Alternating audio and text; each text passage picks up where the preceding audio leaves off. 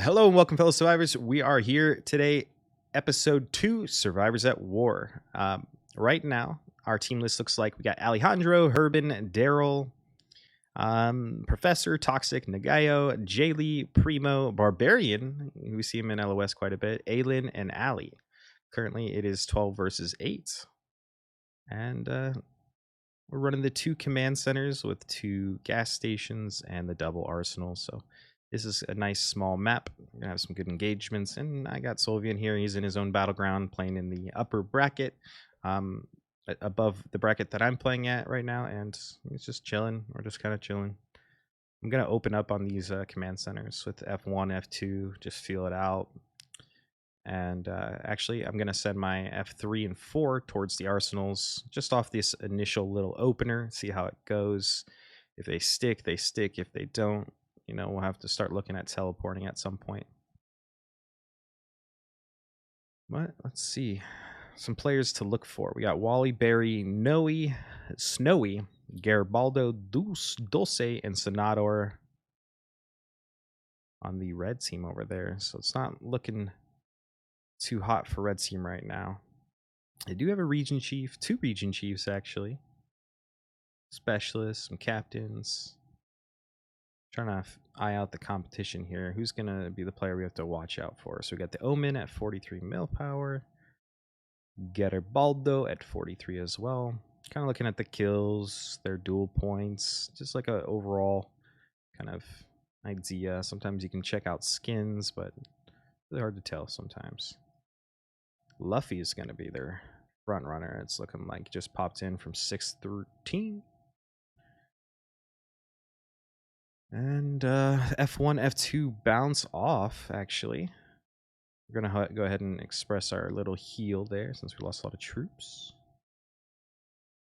And it does look like we were taking the top command center, but I am in both arsenals. So I'm thinking maybe I will get us some speed bonuses at the gas stations. I'm going to play a bit of an anchor on my team this round, because I'm just too far out from the arsenals, and I'm not going to use speed ups to get back for that timing. So I'll go ahead and send the F2 to the opposing gas station and put some pressure on the southern command center with my F1. We need somebody to take this upper left gas station. Boom. Nice. Someone's grabbing it now. Very good. Looks like red team is teleporting in. Got 1, 2 teleports, and very good on us. We have flipped that command center, so it's going to put it in contested. They immediately took it back, but my F1 is following up, so that'll be interesting. F4 did get kicked out of the nearest arsenal. No worries, we'll just send that back out. And F1's coming in here in 3 seconds. Clash. Come on, baby. Knock him out. Yeah, buddy. 113k points on the victory on that, so that's really nice. We do take the gas station too. I got immediately kicked out, though. That's okay. We're just going to 1 troop with our F4 in the arsenal just to get those occupational points. And the gas station is secured now. Knocked out 3 teams. It's really good for us. There's 102k victory points to 4k. So we got some nice bonuses there. If we can hold this southern command center, it's not going to look too good for this red team going out here. The odds are stacked against them right now. Dulce and Garibaldo are pushing as hard as they can to kind of knock it out, but they're about to get teleported to default position, and bing bong, there they go. So let's see, they might want that one back. You know, sometimes they go for our command center in that situation, but I just think they're going to go right back for that command center. So we'll just re-up our F1. I got a minute 30 on heals. I will elect to use some healing speed ups here. I have quite a few saved up. I don't spam them, but use them moderately. Sending that F1 back out to the southern command center, just so it can reinforce all those attacks, maybe get some kills. Looks like we are number 1 right now. That's always good. Omen is SVP right now on the red team. See if any more players have joined up. So it's a little bit more even now. It's 14 to 12. They're going to start kind of coming back. I see some attacks, a bunch of attacks coming into my F2. We got a carriage, an RV. RV could be quite strong. Let's see. Got a successful defense on both accounts. That's plus 60k victory points. And as you can see, I kind of have like probably the best setup that I could have here. Having this forward gas station with my F2 is going to soak up a lot of kills for some of the weaker opponents that are going to focus on gas stations. So it's kind of a prophylactic play, as Sylvian has taught me in the past. If you don't know what prophylactic it means, it's just a preventative play to prevent them from, sieging up or occupying this gas station. So we maintain that march speed. It's always good for us. And then I got the double arsenal bonuses going through right now. That's going to put us further ahead every, 5-6 minutes? They give you a little payday, a little reward. That's always nice. And then I have one command center. So between defending with my F1 on the command center that they want most and having that forward gas station, I'm really going to soak up a lot of kills here. And I just have to kind of watch the flow of the battle. They're starting to, you kind of can see the frustration of the players when they start getting beats or where they're next going to go. And it looks like they are kind of orienting a lot of their attacks towards this northern command center because the south one is kind of locked down now. They're kind of conceding that to us, and they're going to look for other avenues, which means this gas station is now vulnerable. And on our side, someone probably sent their F1 there. It's probably one of their stronger players. We'll go ahead and scout that out. But this is one of those really slow battlegrounds for me. I'm just going to hold up here. I don't really want to move too much. I'm already holding vital pieces of the map, and we're happy here. This is good. How's your battleground going, Sylvian? Yeah, I mean, it's pretty one-sided right now. We've got a lot of the Titans on our side. We got obviously Bullseye, which people may be aware. He's got 5-star Ezekiel. We got Shiro, 5-star Ezekiel. So they're kind of holding down the fort for us, really. I have all my formations in both command centers and both arsenals, so I'm going for that occupation reward. Yeah. Point. Max that out victory points for sure. Especially if it's available to you, you definitely want to take those 4 seats, like double CC, double arsenal, massive points. I would try and finish my last quest, but I really don't feel like my formations are strong enough to get any or take any kills, because by the time I make it to any of the positions, they've already been contested by either like Bullseye or another guy who's got Titans. Mm-hmm. So I'm just better off just playing the occupation game this time. Mm-hmm. Yeah, it's the stack team. That's usually like the winning team. If you can get Shiro and Bullseye in the same team, it's pretty good, because usually they get like Karma and El Guardian, I think, on the opposing team.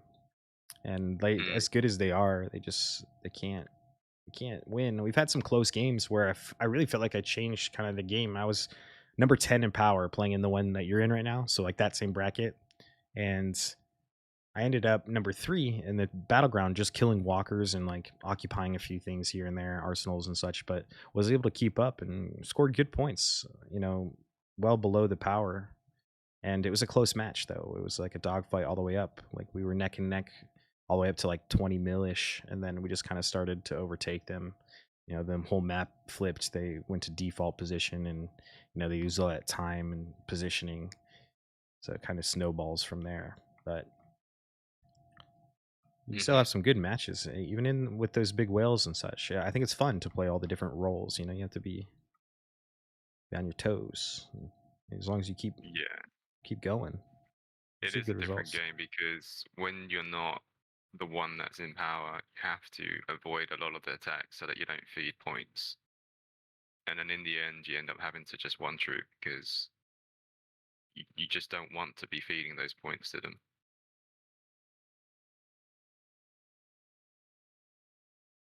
Right. Yeah.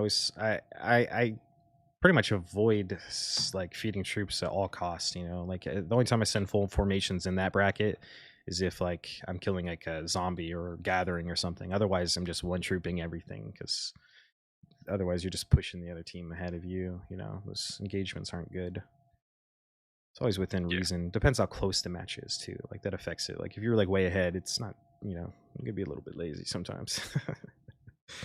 But Yeah, it depends. Like, it does make a difference. Like, one hit is almost like, 1 mil points almost, like, from these big guys.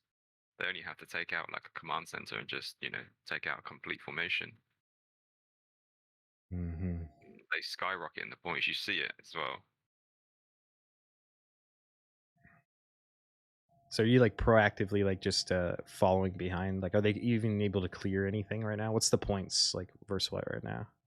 We're actually quite even. It's 12 mil versus 10 Okay. on our side. So, it's quite even. And I think a lot of it is like points are being fed at the same time. Hmm. Even though we're able to occupy most of the buildings, they're still keeping up on points. So it begs the question whether or not, a lot of it's maybe the supply depots and things like that. Like, from a map perspective, we really should be having some kind of overwhelming victory, but it almost feels like a lot of the points are coming from kills. Yeah, and it's kind of a double-edged sword there. I mean, I'm sure like I mean everyone's time is really valuable. So sometimes if you can get the better exchanges, you can like kind of push the battleground a little bit faster. Maybe it looks like it's kind of close, but as long as you get like everyone just kind of stays um, along that same strategy, you should end up winning. Unless something devastating happens, which is like losing a command center that can Yeah, kind like of shift it. I can't see us losing our main base. Just saying that. Looks like Bullseye's trying to get zeroed right now. Oh, yeah. He's left Form's home, so no, no bueno. Oh, they're wising up here. Top Yeah, powers. there was one game actually. What is quite a smart play is that whenever you teleport very close to the border and it's the four command center map, you got to be very careful if you're going to line yourself right on the edge of the map because it sets you up to be zeroed.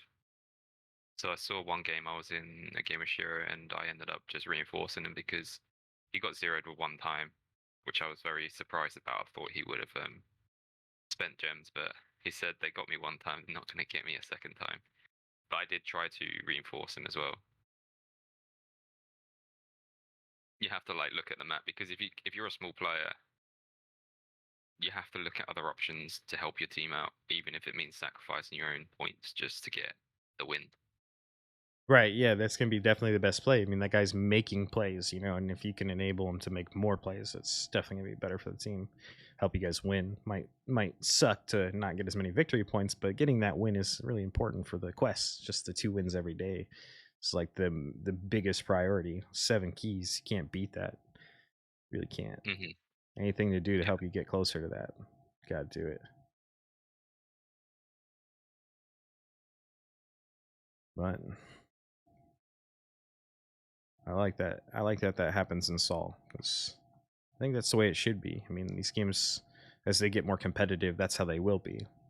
More so as well. Everyone has to kind of like do their best to play in that like synergy with each other. Hmm. Yeah, absolutely.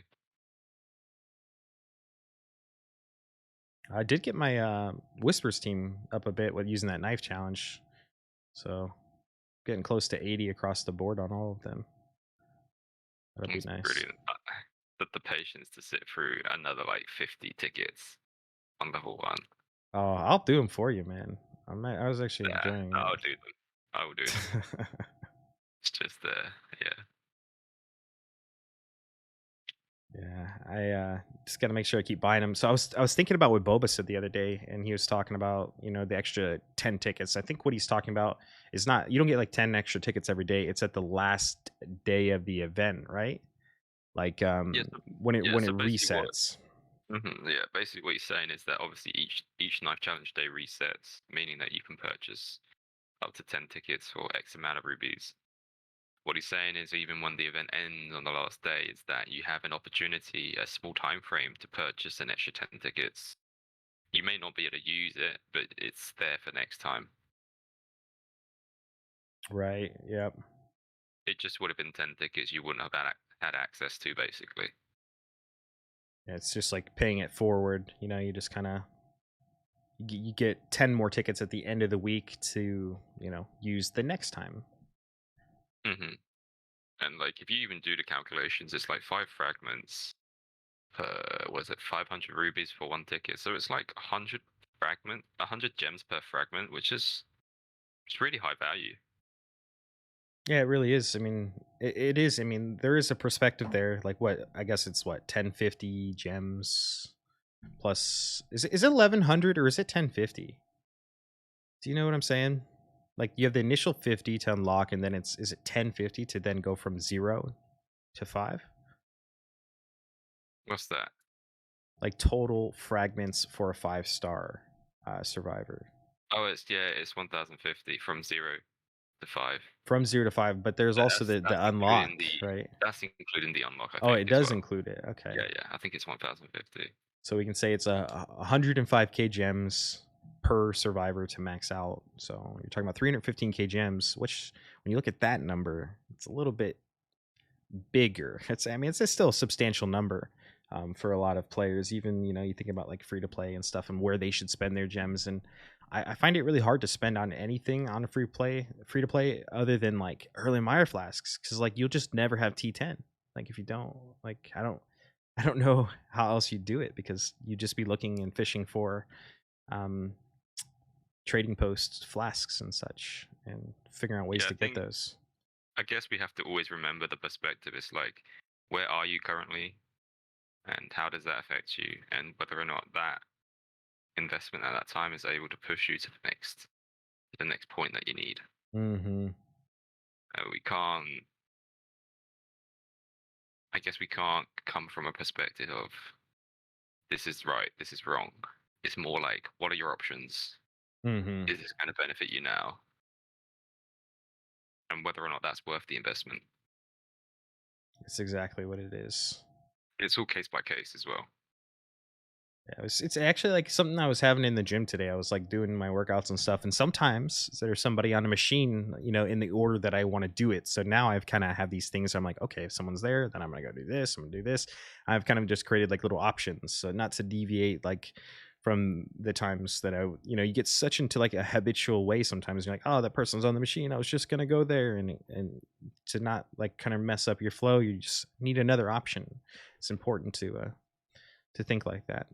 But you gotta Yeah, develop options you like that. you can't remain static. Basically, you just always got to remain flexible. Mm-hmm.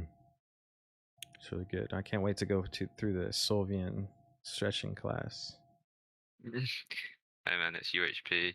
Ultimate Human Performance with Joe Hippensteel. Yeah, refined by and mastered by Solvian 30 years later. Like, it's great.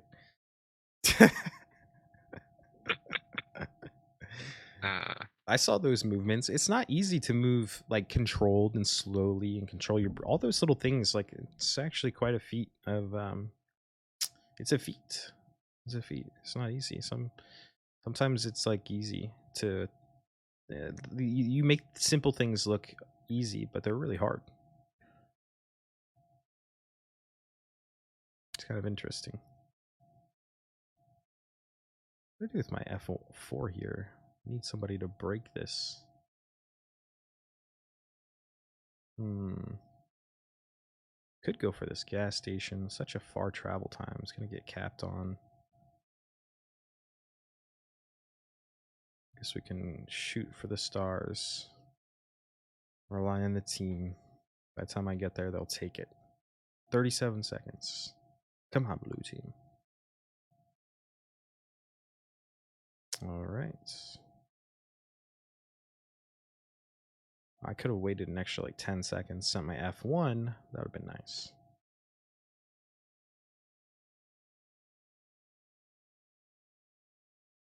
But I'm actually finally going to get that. We're getting a bed. I've been sleeping on a air mattress for like a year now. It feels like forever. Yeah, so it's today after this recording for the episode and everything. Got it kind of planned out. Got a truck ready. Gonna get it all rolling and moving.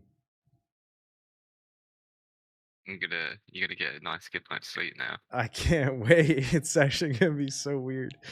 It's weird. Yeah, I almost like it better that way. Like it's nice to have like slept on an air mattress for almost a year, just so I know. It's like we used to sleep on the ground in the field. Makes you appreciate things. Like when you're out working in the hot, hot summer or something, and then you go get a glass of water, and it's like that was the best glass of water of my life. So, Uh-huh. so that's what we live for, the grind.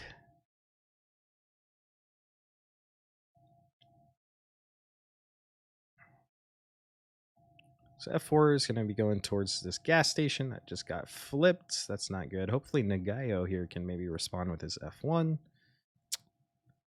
Cool. Still rank 1, doing quite well. I'm kind of, and it's funny, everybody's teleported. I'm still in the rear here, just kind of holding down.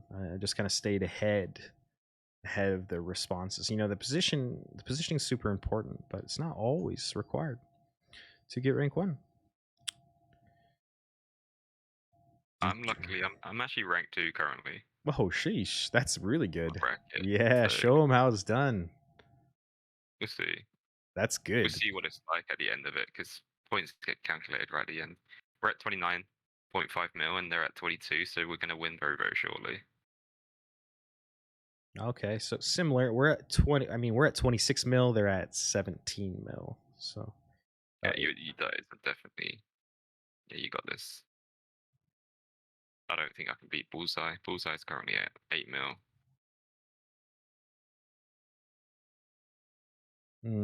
What are you at? Let's have a look. It's finished now. Yeah, I came second. Nice. What's their total points on that victory? Mm. Team victory, red team 30 mil, and then 22.5 for blue team. Hmm.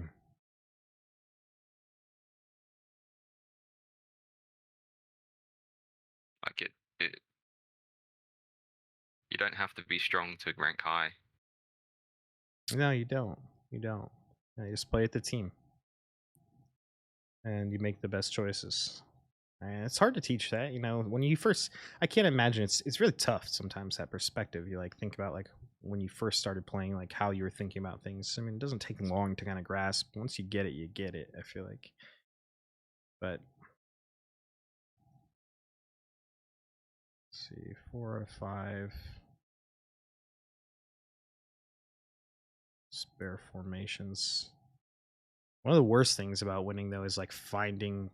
Sometimes it's hard to actually find like a spot to garrison. Yeah, because it's 10 out of 10. So what ended up happening is I wasn't able to have all my forms in a garrison. Like whenever it was contested, there was no way any of my forms could contest and win and flip flip it. So what I ended up doing is with the forms which were garrisoned, I just ended up just killing walkers and waiting for them to be occupied by us again. So then I'll just send them back to garrison once that happens. Are you still swapping up like gear every once in a while, like, or it's not quite Um, at that level right now? you know what it was is when I was switching gear at the time is that it was necessary for me to make the most bang for my buck, Yeah. but it doesn't feel like that's necessary now. Hmm. There is still some merit in it if because it only really values your one set, I guess. Right. Yeah. And I mean, I'm sure there'll be like there can always be reasons for it. Um, Yeah, for it's a sure. good habit I feel like to have to like do and understand. At least have that concept, like just have it in your bag for when you need it. Say for like RZT potentially or Yeah, RZ. so when my police like if my F1 is coming back home and it's on the other side of the map and it's traveling for a while and I know that there's an incoming attack on my F2, I will switch gear for that. Even if it Victory. loses, at least it will take the most damage out of them from them, so that helps the next person. Or in some cases, it actually beats their formation because of the equipment. Hmm. So it'll be based on whether or not there are like incoming attacks and whether or not my F2 is like 100% or 80%. If it's low, I just pull them back so that I don't feed points. But if it's in a position to contest, then yeah, switching gear would be a very good strategy. Hmm. But it's hard on the desktop version just because you don't have the key bindings. It would be nice if there were key binds. Because Yeah, with BlueStacks, you can preset those pre-key binds, which makes it that just so much more seamless. we're gonna have to just keep getting that feedback going. They'll have to eventually get to that point on the PC version, I would hope, because it's very basic right now. Not having those keybinds and such. But I'm sure they'll get there. We just gotta keep submitting that feedback, and that's why I do like BlueStacks so much. Actually, with switching gear and such, it's quite easy. But that's gonna wrap up Survivors at War episode 2, guys. Thank you so much for hanging out, chilling with us, and we'll see you in the next. Peace.